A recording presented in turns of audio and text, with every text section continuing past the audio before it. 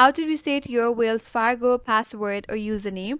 Hi everyone, this is Kate here and welcome back to the channel, and in this video we will learn how we can reset Wells Fargo password or username.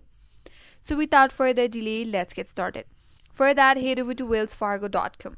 Once you open it up, you will see this kind of interface, and on your left hand side there is a login prompt. To recover your username or password, click on this link right here that says forgot username or password. Now you'll be taken into this kind of interface where you have to provide your social security number or your ITIN number.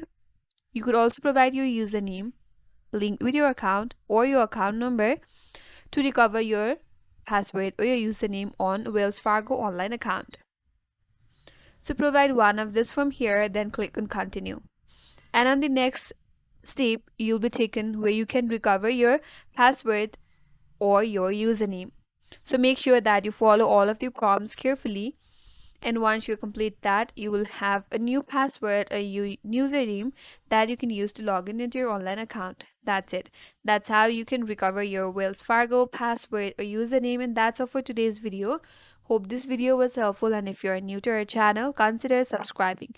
Thank you for watching. Stay tuned for more videos.